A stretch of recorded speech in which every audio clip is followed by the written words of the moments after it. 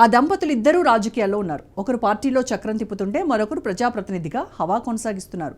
అయితే అధికారం ఉందని మిడిసిపడుతున్న వారి వ్యూహాలు ఇప్పుడు బెడిసి కొడుతున్నాయా? అందుకు వారి దుందుడుకు చర్యలే కారణమా? Wife of Vasu, care of Kadapa boss Madhavi Reddy తీరు పార్టీని డ్యామేజ్ చేస్తోందా?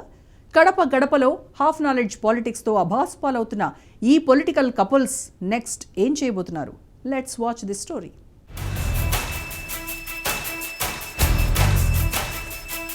టీడీపీ పొలిట్ బ్యూరో సభ్యుడు శ్రీనివాసరెడ్డి కుటుంబానికి సుదీర్ఘ రాజకీయ చరిత్ర ఉంది. రాజకీయ కుటుంబ నేపథ్యం నుంచి వచ్చిన శ్రీనివాసరెడ్డి మొదట కాంట్రాక్టు పనుల్లో బిజీగా ఉండేవాడు. తర్వాత టీడీపీలో చేరి చంద్రబాబుకు బాగా దగ్గరయ్యారు. శ్రీనివాసరెడ్డి సొంతూరు రాయచోటి నియోజకవర్గం అయినప్పటికీ కడపలో పాగా వేశారు. 2014లో కడప పార్లమెంటు స్థానానికి టీడీపీ నుంచి పోటీ చేసి ఓడిపోయారు.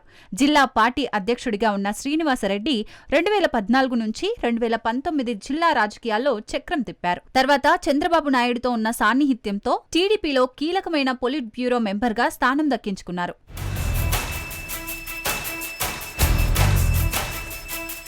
శ్రీనివాసరెడ్డి దంపతుల తీరుతో పార్టీ నేతలు కూడా దూరమవుతున్నారట. 2024 ఎన్నికల్లో మహిళా అభ్యర్థిని త్వరలో దింపాలన్న ఆలోచనతో చంద్రబాబు ఉన్నారంటూ అప్పటికే కడప కార్పొరేషన్లో ఏకైక మహిళా కార్పొరేటర్గా ఉన్న అలంకానపల్లి లక్ష్మీరెడ్డి కోడలు ఉమాదేవిని బరిలో దింపాలని భావించారు. అయితే పార్టీ అధికారంలోకి వస్తుందని ముందే ఊహించాడో ఏమో కానీ అనూహ్యంగా తన భార్య మాధవిరెడ్డిని కడప ఎమ్మెల్యే అభ్యర్థిగా నిలబెట్టాడు శ్రీనివాసరెడ్డి. రాష్ట్ర వ్యాప్తంగా కూటమి హవా నడవడంతో ఆమె ఎమ్మెల్యేగా గెలిచింది. అయితే టీడీపీలో అప్పటి వరకు వాసుతో పాటు ఉన్న లక్ష్మీరెడ్డి కుటుంబం మైనారిటీ వర్గానికి చెందిన అమీర్ బాబు ఆయనకు దూరమయ్యారు.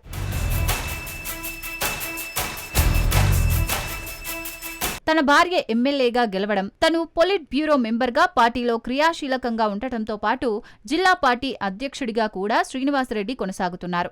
దీంతో తన హవా చూపించడం కోసం కొన్నిసార్లు ఎక్కువగా కల్పించుకోవడంతో విమర్శల పాలవుతున్నారు.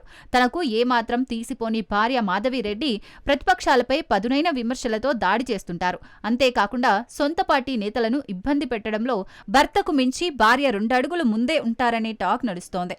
కడప టీడీపీలో మొదటి నుంచి బలం ఉన్న లీడర్లు ఉన్నప్పటికీ వారందరినీ దూరం పెట్టి కొంతమంది వైసీపీ నుంచి వచ్చిన అద్దె లీడర్లతో వ్యవహారాలు నడిపిస్తున్నారట. ఇప్పటికీ కడప నియోజకవర్గంలో టీడీపీకి సరైన లీడర్లు కానీ కేడర్ కానీ లేదనే చర్చ జరుగుతోంది. అవన్నీ మర్చిపోయి ప్రతిపక్షాలపై గెలిచిన వెంటనే తొడగొట్టిన శ్రీనివాసరెడ్డి రాను రాను తన దూకుడు పెంచుతూ వచ్చారు.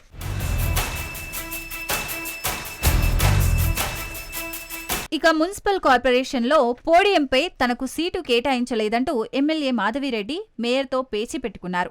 అంతేకాకుండా మేయర్ ఇంటి ముందే చెత్తను వేయించి వైసీపీ నేతలను రెచ్చగొట్టే ప్రయత్నం చేశారు.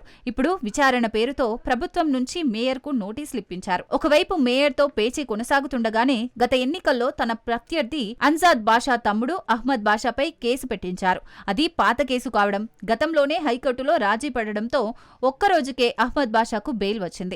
శ్రీనివాసరెడ్డి దంపతులు చేస్తున్న వ్యవహారాల కారణంగా కక్ష సాధింపు రాజకీయాలు చేస్తున్నారన్న అభిప్రాయం జనంలో బలంగా వినిపిస్తోందట. పైగా గడిచిన 10 నెలల్లో అభివృద్ధి పనులకు సంబంధించి ఒక్క హామీని కూడా నెరవేర్చలేదన్న విమర్శ వాసు దంపతులపై ఉంది. టీడీపీ పెడుతున్న ఇబ్బందుల కారణంగా వైసీపీలో నాయకుల మధ్య ఐక్యత వచ్చిందట. ఇక నుంచి టీడీపీ వైఫల్యాలన్నీ ఎండగట్టాలని కడపలో వైసీపీ శ్రేణులు భావిస్తున్నాయట.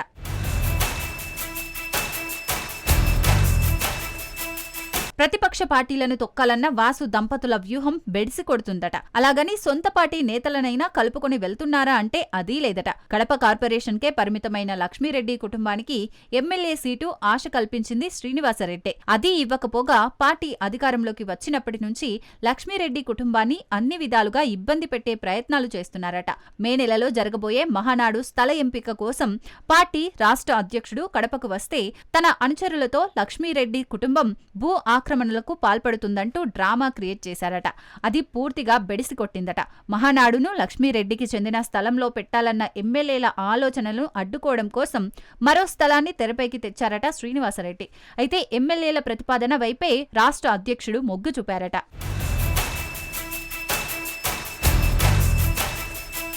తమకు తాము పెద్ద నాయకులుగా ఫీల్ అవుతూ కడప నియోజకవర్గంలో గెలవడం చరిత్రలో ఒక మహా అద్భుతంగా భావిస్తూ శ్రీనివాసరెడ్డి దంపతులు వ్యవహరిస్తున్న తీరు ఇంటా బయట వివాదాస్పదమవుతుందట. ఇది ఇలాగే కొనసాగితే త్వరలోనే కడప టీడీపీ మరింత దిగజారే పరిస్థితి వస్తుందని ఆ పార్టీ నేతలు ఆందోళన వ్యక్తం చేస్తున్నారట. చూడాలి మరి శ్రీనివాసరెడ్డి దంపతులు అడ్డగోలు దూకుడుకు పార్టీ అధిష్టానం ఏ విధంగా కళ్ళెం వేస్తుందో.